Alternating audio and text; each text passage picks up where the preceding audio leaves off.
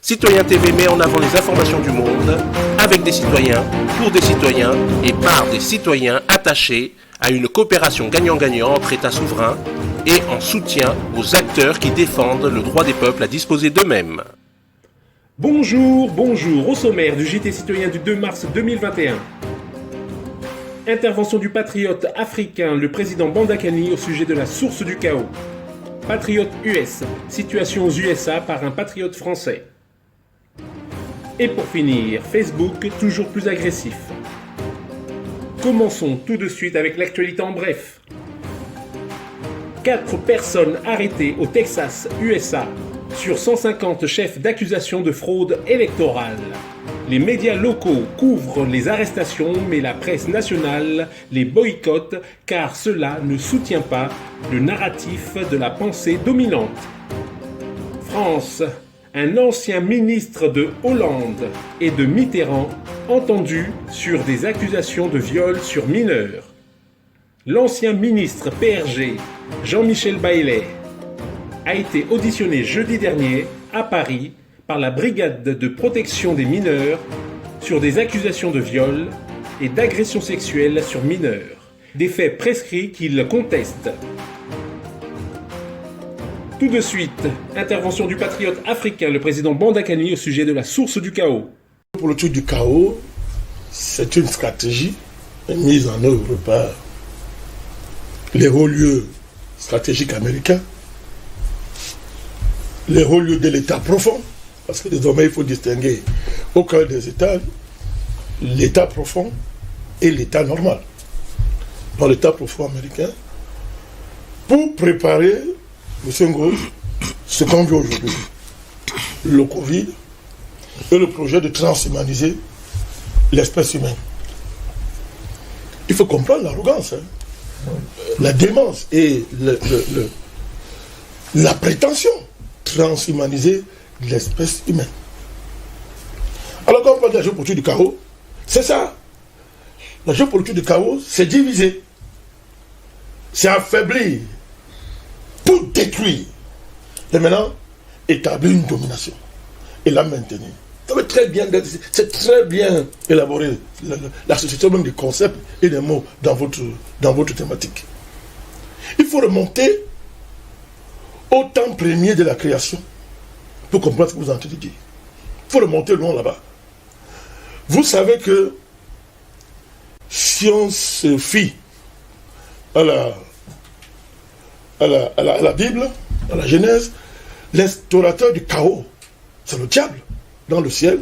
Il s'est rebellé contre Dieu par la division. Il affaiblit et il détruit. C'est ça la guerre entre Satan, ses anges, et les anges qui sont restés fidèles à Dieu. Ça a débouché sur... On l'a chassé du ciel. Vous voyez, je suis là dans le symbolisme. On l'a chassé du ciel. Et vous voyez que l'être humain reprend ça. C'est-à-dire que quand vous considérez la nature, l'ordre cosmique, M. Ngos, sans l'unité, vous voyez donc que vous tuez Dieu, vous niez Dieu, et vous, l'homme, vous divisez la nature. Vous prenez une partie, vous détruisez ça. La nature s'affaiblit, vous affaiblissez la nature et son harmonie écosystémique. Il arrive quoi? C'est qu'ils appellent eux-mêmes destruction de l'environnement. Et il y a péril sur l'homme. C'est pas tout à fait ce que ça veut dire. C'est-à-dire que même du point de vue de la nature, l'acte de diviser, c'est-à-dire que de nier l'unité cosmique, l'ordre cosmique, visible et invisible, de nier ça, participe d'un affaiblissement de la nature. En faisant éclater, c'est le chaos, vous éclatez l'harmonie et vous déclenchez les éléments naturels qui vont vous détruire, M. Ngos. Alors, c'est la continuation de ce chaos cosmogonique, cosmique, qui est reprise sur le plan géopolitique par les stratèges de la géopolitique du chaos. Donc, vous ne pouvez pas séparer ça de ce que l'on disait hier, de la filiation qui lie ces gens au diable. Et c'est le diable qui divise. C'est le diable qui affaiblit pour détruire et boire le sang. Il est important que nous posons les fondamentaux de notre analyse sur cette base-là pour bien comprendre ce qui est en train de se passer. Tout de suite, Patriote US, situation aux USA par un patriote français. On sait, avec l'ordre exécutif du mois de septembre 2018, que le président Blon savait pertinemment qu'il y aurait des fraudes massives depuis l'étranger lors de l'élection du 3 novembre. On sait donc qu'il avait anticipé la victoire frauduleuse du Sleepy Joe. On voit aussi que, même s'il a répété à l'envi qu'il y avait eu des fraudes massives, il n'a rien fait de bien méchant pour s'accrocher à son poste, malgré sa victoire écrasante. On a vu que le 20 janvier, il est parti avec beaucoup de dignité, tout en disant qu'il reviendrait d'une manière ou d'une autre. On a vu aussi que ce jour-là, il n'a pas assisté à la cérémonie d'investiture. Il n'a d'ailleurs jamais reconnu avoir perdu. Et du côté de l'armée, on a eu un officier qui a dit à la télévision, avant la cérémonie d'investiture, que l'armée était là pour encadrer la transition vers un pouvoir militaire. Par ailleurs, l'armée n'a pas envoyé les 21 coups de canon. Les Marines n'ont pas salué le bidon. L'armée n'est pas allée chercher le bidon à bord d'Air Force One. Et le général Flynn continue à dire que le président Blon est en embuscade, pas loin du pouvoir.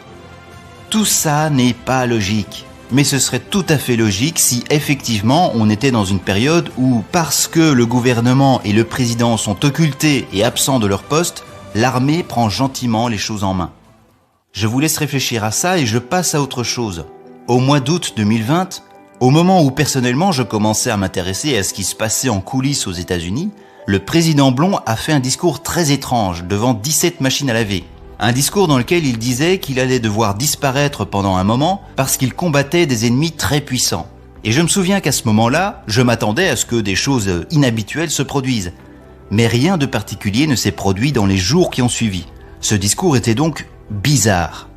Mais si maintenant on se rend compte que le président Blon savait très bien qu'il y aurait de la fraude aux élections, s'il avait prévu avec l'armée de s'absenter dès le mois de mars 2020, s'il avait dit devant 17 machines à laver qu'il allait devoir disparaître pendant quelque temps, ça veut dire qu'il savait déjà depuis longtemps que le bidon allait prêter serment le 20 janvier et qu'il allait se retirer lui en Floride. Et ça veut probablement dire aussi qu'on va nettoyer le linge sale pendant cette période à cause des machines à laver. Et justement, que se passe-t-il maintenant ? On nettoie le linge sale sur la place publique. Des affaires de pédocriminalité ressortent un peu partout, on en apprend énormément sur la manière dont les fraudes électorales se sont déroulées, les créatures du Marais sont inquiétées, etc. Et c'est aussi l'occasion pour le peuple américain d'ouvrir les yeux sur la manière de fonctionner de leurs élites. Bref, le grand nettoyage a commencé. Par conséquent, si on voit les choses sous cet angle-là, tout s'éclaire et tout s'emboîte, et on peut se dire que le plan ne s'est jamais aussi bien déroulé. Si, comme on le dit, l'armée a demandé au président Blon de devenir président pour mettre l'État profond en échec sans devoir passer par l'option du coup d'État militaire, qui aurait créé des émeutes complètement folles, peut-être qu'aujourd'hui, le but du plan est justement de faire en sorte que la mise en échec de l'État profond se fasse le plus possible dans le calme et sans émeute. Et pour ne pas avoir d'émeute, c'est toujours mieux d'avoir un président démocrate, même si c'est fictif. Si l'armée était intervenue le 20 janvier pour boucler tous les pourris, ça aurait créé un tollé national et international, et il y aurait sans aucun doute eu des émeutes. Comme l'armée n'est pas intervenue le 20 janvier, aujourd'hui tout a l'air calme, et c'est très bien comme ça, parce que probablement que c'était prévu pour se passer comme ça. Alors, quelle est la prochaine étape ? Aucune idée. Mais c'est déjà pas mal de comprendre avec autant de clarté que tout a l'air de se dérouler conformément à un plan qui a l'air très bien huilé. On attend la suite avec impatience et je pense qu'on ne sera pas déçu du spectacle.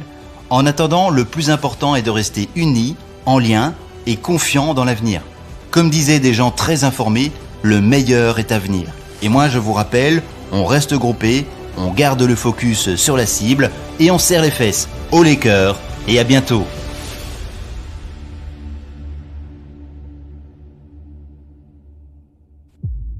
N'oubliez pas de vous abonner et d'activer la cloche pour être informé de mes prochaines vidéos. Et on avance ensemble. Et pour finir, Facebook toujours plus agressif. Bonjour à tous et bienvenue dans cette nouvelle émission de Carrefour du Monde. Kevin Sorbo, principalement connu pour son rôle d'Hercule dans la série du même nom, comptait plus d'1 demi-million de fans sur Facebook. Mais Kevin Sorbo a eu le malheur d'être un acteur conservateur. Son compte a été récemment supprimé par Facebook sans aucune raison. On ne m'a rien dit du tout, a déclaré Sorbo à Fox News mardi dernier. Il a également dit « Je poste des articles de médecins disant Et regardez l'autre côté de la question du Covid ou regardez l'autre côté du problème de la fraude électorale avant d'ajouter « Qu'en pensez-vous » C'est à peu près ce que je poste et c'est assez pour les mettre en colère et supprimer mon compte. Je ne sais pas, j'adorerais avoir une réponse. Malheureusement, Facebook ne lui a pas donné de réponse, mais de l'autre côté de la planète, en Australie, Facebook est allé encore plus loin. En réaction au contrôle de l'information des grandes plateformes technologiques, le gouvernement australien a introduit de nouvelles règles obligeant ces plateformes comme Google ou Facebook à payer pour la publication de contenus de diverses agences de presse australiennes. Bien que Google ait menacé d'arrêter ses opérations en Australie, un règlement a été conclu le 17 février lorsque Google a conclu un accord avec un groupe de presse australien. Mais Facebook a réagi différemment. Il semble vouloir montrer au gouvernement australien que c'est lui le patron. Le même jour, le 17 février, Facebook a publié une nouvelle annonce. Tous les éditeurs de nouvelles australiens ne seront plus en mesure de publier du contenu d'actualité sur Facebook. Toutes les personnes en Australie ne pourront plus voir aucun contenu d'actualité australien ou international sur Facebook et ils bloqueront tout le contenu des agences de presse australiennes du monde entier. Certains organismes gouvernementaux, services d'urgence et pages Facebook d'organisations de santé ont également été pris dans leur ligne de mire. En conséquence, leurs pages Facebook ont été effacées le matin de l'interdiction. L'incident a alarmé le Premier ministre australien Scott Morrison qui a déclaré « Les actions de Facebook pour se désengager de l'Australie aujourd'hui en coupant les services d'informations essentiels sur la santé et les services d'urgence étaient aussi arrogantes que décevantes. Je suis en contact régulier avec les dirigeants d'autres nations sur ces questions. Le blackout de Facebook sur l'Australie est vraiment intéressant, c'est totalement sans précédent. Qui donne à Facebook le courage de s'opposer à un État souverain ? Vous vous souvenez peut-être de l'article du magazine Time, l'histoire secrète de la campagne fantôme qui a sauvé les élections de 2020. Il a révélé l'histoire intérieure de l'élection et a spécifiquement nommé Facebook comme ayant dépensé des centaines de millions de dollars pour influencer les élections américaines. Lorsque Trump a été intimidé par Facebook, peu d'autorités ont tenu ces grandes entreprises pour responsables. Et maintenant, ce géant de la technologie vient de se retourner contre un gouvernement et son peuple. Alors quelle sera la prochaine étape ?